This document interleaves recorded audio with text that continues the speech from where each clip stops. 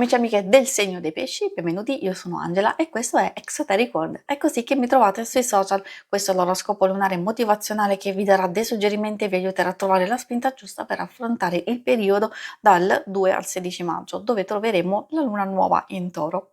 Vi ricordo che è una stesa generica, prendete solo ciò che vi risuona di più, se volete potete integrarla col vostro segno lunare. In descrizione trovate le recensioni dei mazzi usati e i link per acquistarli. Vi invito a iscrivervi e abbonarvi al mio canale per sostenere il mio lavoro. Vi ringrazio moltissimo se lo farete o lo avete già fatto. E adesso possiamo iniziare la lettura, andiamo ad accendere la nostra luna.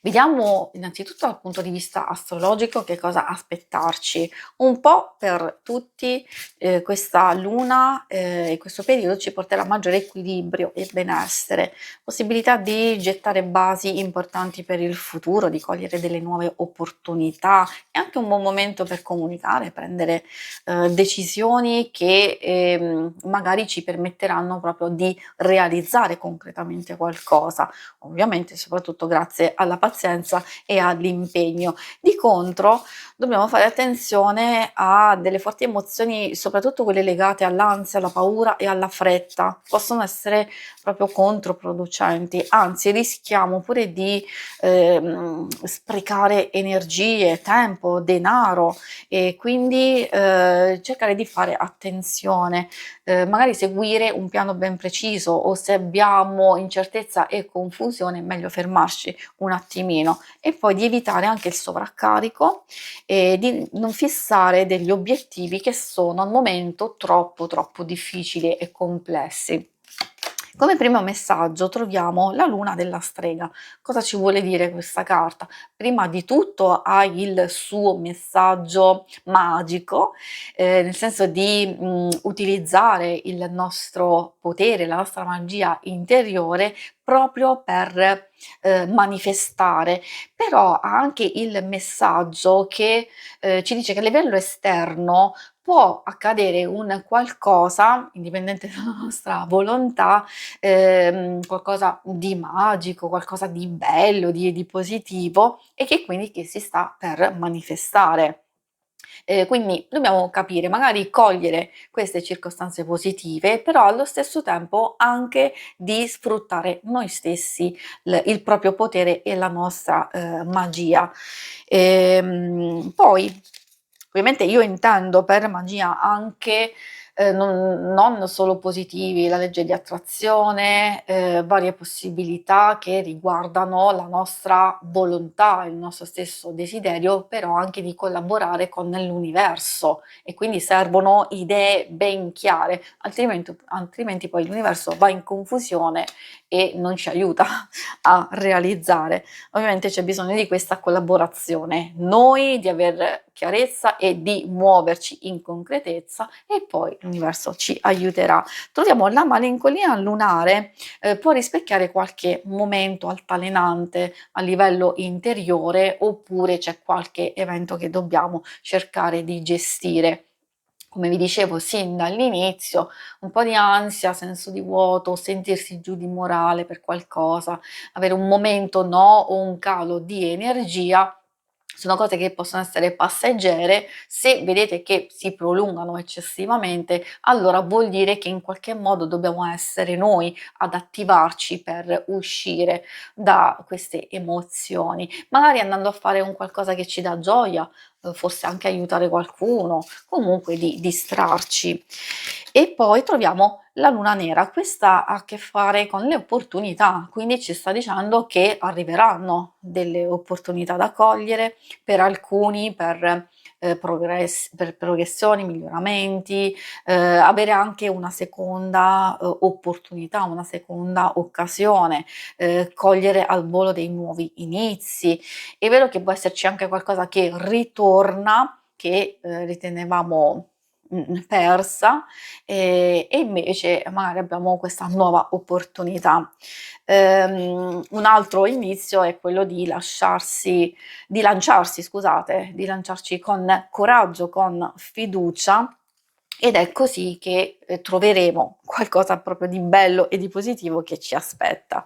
Adesso andiamo a vedere insieme i messaggi dell'oracolo dello sciamano. Il primo messaggio arriva dal mago della pioggia e questo ha a che fare proprio con il potere che ognuno di noi ha. Ha altri messaggi, nel senso, come si diceva proprio di manifestare in modo consapevole, di aver chiarezza, di agire per il bene, di compiere un atto creativo, di utilizzare il potere personale, ovviamente soprattutto andando ad accettare alcune cose per quelle che sono, però riconoscere il valore di quello che abbiamo e di capire anche quello che stiamo desiderando.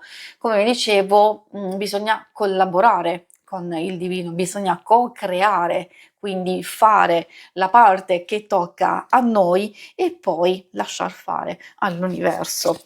Troviamo l'altro messaggio che arriva dal vento domato.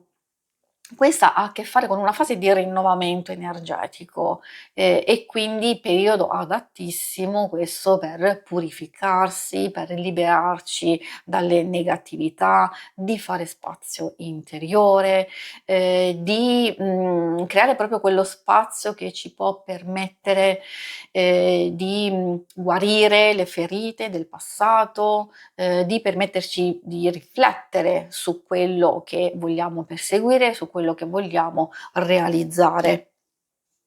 Quindi di ascoltare questo vento o se c'è quel vento della confusione, di essere noi a domarlo, e sfruttare alcune cose a nostro vantaggio, anche quelle che possono sembrare un po' difficili, un po' negative.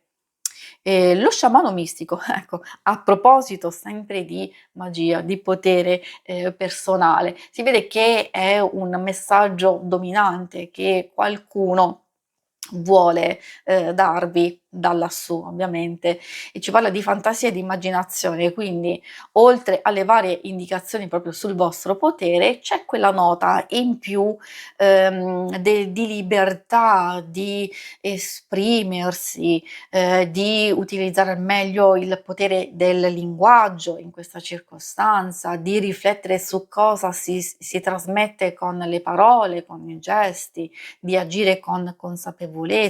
Prima di creare, di fare qualcosa, c'è l'osservazione, quindi di dedicare, tanto ma non troppo tempo all'osservazione e soprattutto di portare alla luce ciò che è stato ignorato. Una parte di noi, può essere una memoria, può essere anche un'intuizione che proprio in questo periodo può essere molto utile. Infatti quel tocco magico risuona tantissimo, quindi c'è qualcosa che, merita la vostra attenzione, c'è qualcosa che vuole emergere, ma, soprattutto si sta preparando qualcosa di importante e quindi vi dovete far trovare pronti per accogliere queste grandi opportunità. Si conclude qui la lettura, vi ringrazio per avermi seguita. Se volete, in alto a destra trovate il logo per iscrivervi al canale, mentre in basso trovate le schermate per vedere il vostro oroscopo mensile e quello settimanale. Alla prossima, vi auguro una buona luna. Ciao!